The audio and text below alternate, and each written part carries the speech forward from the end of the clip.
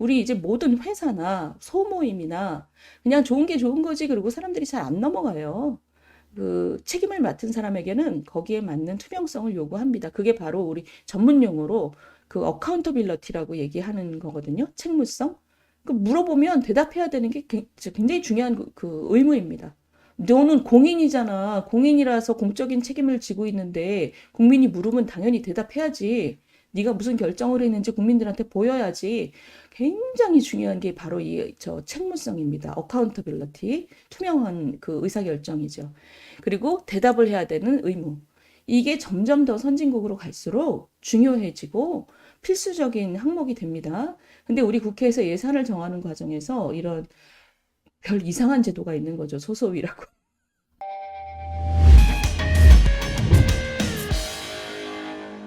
예산. 이거 굉장히 재밌는 얘기입니다. 그 우리 그 중앙일보에 제가 지난번에도 한번 소개시켜 드렸는데 이 서경호라는 그 경제 기사를 많이 쓰신 분 반띵 예산은 괜찮은데 깜깜이 예산은 진짜 좀 이제 좀 그만하자 이런 얘기입니다. 이게 지난번에 제가 소개시켜 드린 것처럼 올해 이재명 예산하고 그 용산 예산하고 그러니까 뭐 행안부 경찰국 법무부 인사정보관리단 이게 한동훈 장관이 그 인사검증하는 그 관련 예산이죠. 요거를 서로 정확하게 반띵을 했어요. 그 정확하게 반띵을 한 것까지는 정치적 타협이라고 저는 뭐 불가피하다 이렇게 평가했잖아요. 근데 이 서경호라는 칼럼 쓰신 분은 뭐라고 그랬냐면 도대체 왜 설명이 없냐, 설명이. 아니, 국회에서 예산을 심의했으면 예산이 얼마 깎였다거나 증액을 했으면 어떤 근거와 계산 하에서 이렇게 결정이 됐는지 왜 설명이 없냐. 네? 이런 얘기예요. 근데 뭐 정치적인 이유로 반띵을 했으니까 근데 이분이 원칙적으로 맞는 거죠. 그런데 이 부분보다 제가 소개시켜드리고 싶었던 부분은 이 부분입니다. 깜깜이 밀실 심사. 여기에 대해서 우리 시청자 여러분들 의견 좀 주세요. 이게 뭐냐면 이분이 아주 정확하게 알고 쓰신 거예요. 국회에서 그 상임위원회에서 상임위원회 전체 회의를 하고 상임위원회 소위원회를 하잖아요. 근데 마지막 단계로 들어가면 예산을 심사할 때 소소위로 넘깁니다.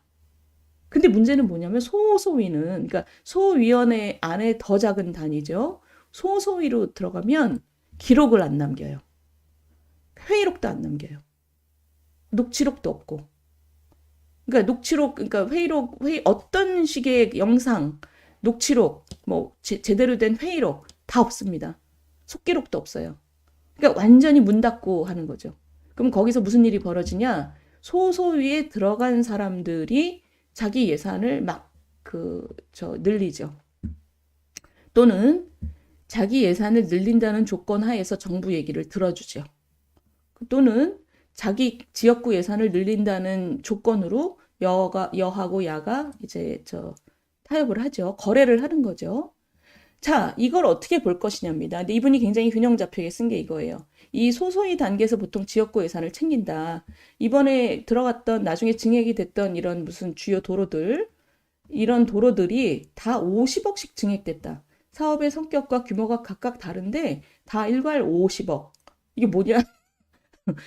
근거가 있는 게 아니라 정치적 고려로 증액됐기 때문이겠지요. 이건 뭐 누가 봐도 이렇죠.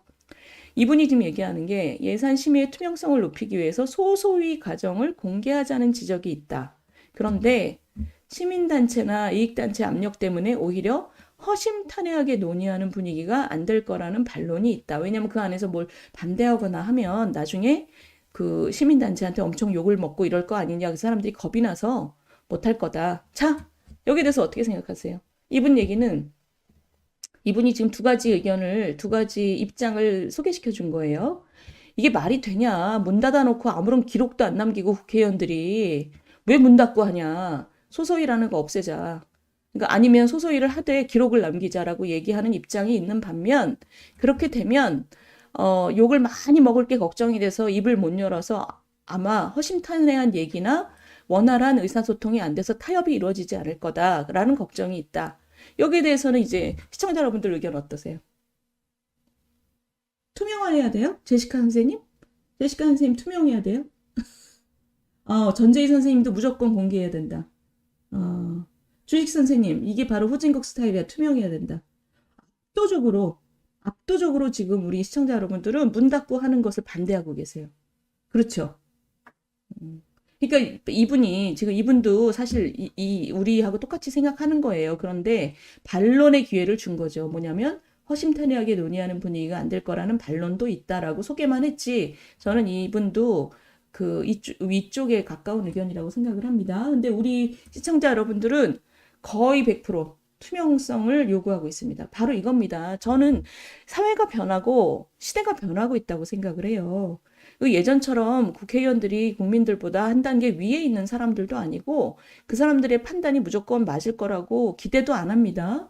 그렇기 때문에 투명하게 의사 결정이 이루어지기를 바라고 국민들이 그 과정을 보기를 원하는 거죠. 그게 이제 시대의 변화라고 저는 생각을 해요. 이제는 그분들이 뭐 어마어마한 권위가 있다고 인정하지도 않습니다. 특히 허심탄회하게 논의해서 아무 문제가 없으면 모르되 지금 보면은 눈에 띄는 거는 자기 지역구 예산 챙겨간 거밖에 없잖아요. 이런 문제가 보이는데도 이 소소위라는 그 깜깜이 제도가 남아 있다는 것은 이 우리 국회가 심각하게 잘못되어 있는 겁니다, 사실. 사실 이런 그 얘기가 이번에 이 서경호 선생이 이 소소위라는 문제를 제기한 것에 대해서 저는 굉장히 환영합니다. 제가 국회에 있을 때 이해를 못 하겠더라고요. 이게 왜 있는지. 소소위 한다고 완전히 그냥 깜깜이 단계로 넘어가 버리고 나중에 나오면 거기 들어간 사람들이 자기 예산 챙긴 거죠. 거기 들어간 사람들에게 친한 사람들이 또 예산을 또 잔뜩 부탁하고. 자, 국회가 썩은 거죠라고 산희 선생님 말씀하셨는데, 국회가 썩었다기보다 제 느낌에는 예전부터 쭉 이래왔고, 시대가 변하는데 지금 못 따라가고 있다고 생각을 합니다. 그래도 한 가지 다행은 이렇게 문제 제기가 이제 나온다는 거, 이런 거는 그래도 우리 사회가 한 걸음씩은 좀 앞으로 가는 거죠. 여기서 한 걸음 더 가려면 이걸 없애버려야죠. 거기에 대해서는 이제 저게 있어야죠. 우리 국민들의 목소리가 더 커져야 합니다. 이런 기사도 여러 번 더 나와야 되고 이게 얼마나 기가 막힌 일입니까 사실. 사회는 이렇게 투명성을 요구하면서 자기들은 문 닫고 앉아갖고 서로 주고받고 한다는 게 자기들 돈도 아니고요. 지금 이 예산은 어떻게 보셨어요? 저는 큰 흐름이 그 사회의 투명성이 개선되는 거라고 생각을 합니다. 우리 이제 모든 회사나 소모임이나 그냥 좋은 게 좋은 거지 그리고 사람들이 잘 안 넘어가요. 그 책임을 맡은 사람에게는 거기에 맞는 투명성을 요구합니다. 그게 바로 우리 전문 용어로 그 어카운터빌러티라고 얘기하는 거거든요. 책무성. 그 물어보면 대답해야 되는 게 굉장히 중요한 그 의무입니다. 너는 공인이잖아. 공인이라서 공적인 책임을 지고 있는데 국민이 물으면 당연히 대답해야지. 네가 무슨 결정을 했는지 국민들한테 보여야지. 굉장히 중요한 게 바로 책무성입니다. 어카운터빌리티, 투명한 그 의사결정이죠. 그리고 대답을 해야 되는 의무. 이게 점점 더 선진국으로 갈수록 중요해지고 필수적인 항목이 됩니다. 근데 우리 국회에서 예산을 정하는 과정에서 이런 별 이상한 제도가 있는 거죠. 소소위라고. 국민들 소모임도 이제 갯돈도 다 투명하게 관리하는데 이 국회에서 국민의 세금으로 남의 돈을 만지는 사람들이 이렇게 한다는 거는 이제 시대하고 맞지 않다고 저는 생각을 해요.